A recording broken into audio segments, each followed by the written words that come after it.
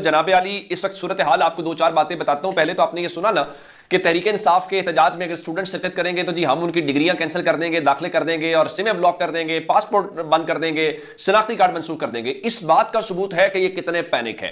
अगर सब अच्छा होता, सूरत हाल कंट्रोल में होती, तो फैसल वावडा को धमकियों के लिए मैदान में न उतारना पड़ता। अब मैं आपको दो चार खबरें देता हूं। अब तो इवन वो जो मुख्तलिफ अजला के डीपीओज हैं, उन डीपीओज के जरिए पॉडकास्ट कराई जा रही है, उनके इंटरव्यूज करवाए जा रहे हैं। जैसे अटक वाले का करवाया गया कि देखिए ये तो हमारी रेड लाइन है, और उसको भी छोड़ देते हैं। अगली डेवलपमेंट आपको बता देता हूं जिससे आपको उससे अंदाजा होगा कि ये कितने परेशान हैं या इनके लिए क्या कुछ किया जा रहा है। सिर्फ पंजाब पुलिस की 10,000 नफरी को यह कहा गया है कि स्टैंड बाय रखा जाए। स्टैंड बाय का मतलब यह है कि वो थानों में ड्यूटी नहीं करेंगे, वो कहीं ड्यूटी नहीं करेंगे, वो अलर्ट एक जगह रहेंगे कि जनाब जरूरत पड़े तो गाड़ियों में बैठाया जो ले जाएं, और जरूरत पड़ने पर मजीद नफरी भी तलब की जाएगी। चलिए, आमिर सईद अब्बासी के मुताबिक इस्लामाबाद में 24 नवंबर के मार्च से निपटने के लिए रेंजर्स और एफसी के 9,000 एहलकार इस्लामाबाद तलब कर लिए गए हैं। ये उस पुलिस से हट के हैं। अब ये सब कुछ क्यों किया जा रहा है? ये सब कुछ इसलिए किया जा रहा है कि जनाब वो इतने लोग आ जाएंगे। गो के फैसल वावडा ये दावा कर रहे थे कि जनाब वो तो कोई लोग नहीं आएंगे, तो ये होगा फलां 50 बंदे नहीं निकलेंगे। तो असद कैसर साहब जो आज मिले भी हैं महमूद खान अजगजई से, और ज़ाहिर है कि मुलाकातें एक इंपैक्ट डालेंगी। तो असद कैसर साहब जो हैं उन्होंने इस चैलेंज को कबूल किया है फैसल वावडा के, और कहा है कि हम आपका शौक जरूर पूरा करेंगे और हम इतने बंदे निकालेंगे कि आपको सेनेट से इस्तीफा देना पड़ जाएगा। अब कंटेनर्स भी हैं, मैंने आपको बताया था कि सैकड़ों कंटेनर्स का मुतालबा किया गया है, और 22 नवंबर की रात से बताया गया है कि इस्लामाबाद को सील करना शुरू कर दिया जाएगा। सिर्फ पंजाब से नफरी नहीं मांगी गई, बल्कि कश्मीर और सिंध से भी नफरी पहुंचेगी। छुट्टियां मनसूख, खांसू गैस, रबड़ की गोलियां, एंटी राइट किट्स जो हैं वो मुहैया कर दी गई हैं। अब इस सारी डेवलपमेंट के बीच में आज एक इंटरेस्टिंग वाकया यह है, हुकूमत खौफजदा है, लेकिन दूसरी जानिब इमरान खान से बातचीत और मुज़ाकरात भी किए जा रहे हैं। उस पर दो डेवलपमेंट्स हैं, फिर मैं आता हूं असेंबली वाली बात के ऊपर। आज रिपोर्टर्स हजरात ने यह बताया कि अडियाला में सूरत हाल यह थी कि वो इमरान खान जिससे मुलाकात नहीं करने दी जाती और उसके खिलाफ केसेस यूं चलाए जाते हैं कि समझ से बालातर बातें होती हैं।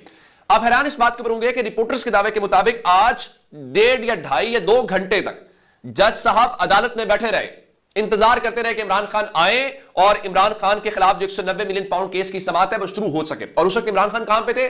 उस वक्त किसी ने उनको भेजा हुआ था गंडापुर को और बैरिस्टर गौहर की सूरत में, जहां पे उन्होंने कहा जी अगर हमें एहतजाज की इजाजत मिले तो क्या करेंगे। और गंडापुर ने इस मुलाकात के बाद मैंने आपको बताया था कि एपेक्स कमेटी में जाएंगे, तो वहां पे वो क्या बात करते हैं या पैगाम क्या लेके जाते हैं, बड़ा इंपॉर्टेंट हुआ।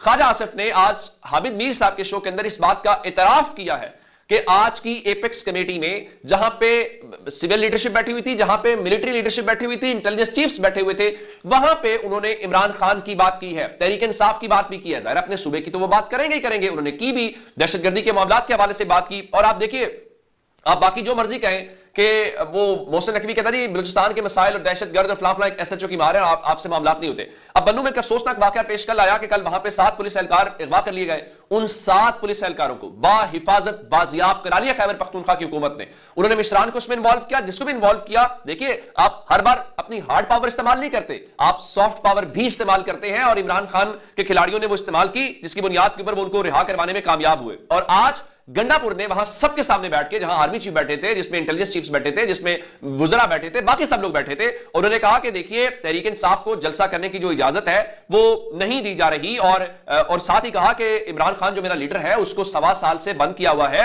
और बगैर किसी जुर्म के और बगैर किसी कैद के हैं। अगर इमरान खान ये सबके सामने गो के ख्वाजा आसिफ कह रहे जी उन्होंने तबर्रुकन ये बात की, जैसे भी बात की, इसका मतलब ये हुआ कि उन्होंने अपने लीडर का और अपनी पार्टी का केस हाईएस्ट लेवल के ऊपर, जहां सब बैठे हुए थे, वहां तो होना ये चाहिए था। अगर वो कंप्रोमाइज होते या बाकी चीजें होती तो वो कहते मेरी मुझे क्या जरूरत है। तो उसने सबके सामने, किसी को शक ना रह जाए, क्योंकि गवर्नमेंट ने भी तो रिपोर्ट किया, कोई तहरीक इंसाफ तो नहीं कह रही कि हमने वहां पर बात की। तो जब ये सब कुछ हुआ, अब आते हैं इस बात के ऊपर कि इनकी परेशानी है क्या।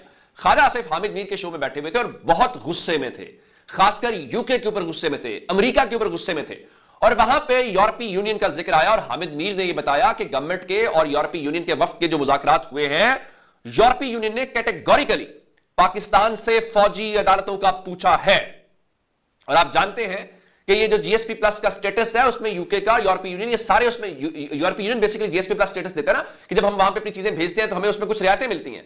तो अब अगर वो सवाल कर रहे हैं कि भाई आपका क्या इसके ऊपर वो है ख्याल है, तो इसका मतलब क्या है कि आप धमकियां लगा रहे थे ना कि इमरान खान का फौजी ट्रायल करने वाले हैं, और हामिद नी ने वहां पे बताया कि अभी ये एक वफ्द नहीं है, अभी मजीद वफ्द आएंगे, और हुकूमत तो कह रही है जी लोग नहीं आएंगे। और फवाद चौधरी आज वो बैठे हुए थे काशिफ अब्बासी के शो में, और वो ये कह रहे थे कि देखिए ये तो तहरीक इंसाफ ज़रा ये कहेगा ना हम लाखों लोग आके लेके आ रहे हैं, इस्लामाबाद में अगर 50,000 लोग आ गए ना, मैं आपको एक बात बताऊं, तो इस हुकूमत का काबू करना बहुत मुश्किल हो जाएगा। और ये तो पहले बॉर्डर में आप सब जानते हैं। अब मैं आपको बताना ये चाह रहा हूं कि इस हुकूमत के लिए पहले हमने ये देखा कि नजम सेठी जैसे लोगों ने कहा कि मैं इनका दिफा नहीं कर सकता। आज आप अंदाजा लगाइए कि असेंबलियां तोड़ने की बात इस्लामाबाद में हो रही है, और ये कौन कर रहा है?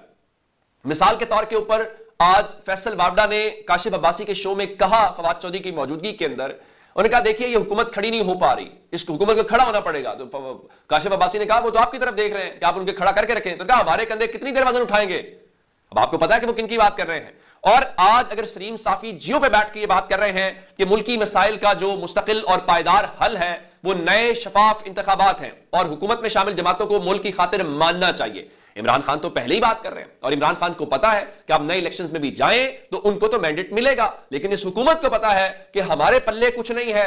उन्होंने हमें इस्तेमाल करना था, हम इस्तेमाल हो गए आईनी तरमीम को लेके, बाकी सब चीजों को लेके।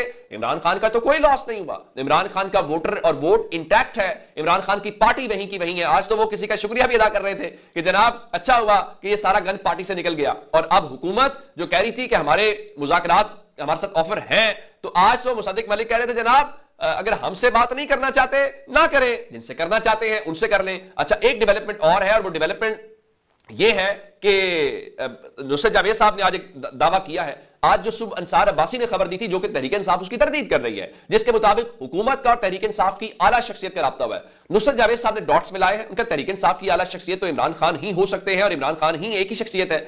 अब उन्होंने इशारों किनारों में बताया है कि हुकूमत की वो अहम जो शख्सियत है वो speaker national assembly Ayaz Sadiq भी हो सकते हैं। और अयाज सादिक चूंकि इमरान खान के एचएसएन के अंदर क्लास फेलो रहे हैं, और ये कमाल बात यह है कि अयाज सादिक साहब लाहौर से तहरीक इंसाफ के जमाने में हुआ करते थे, ये तहरीक इंसाफ के भी टिकट होल्डर रहे हैं सन 2002 के अंदर, तो ताल्लुक पुराना खैर है।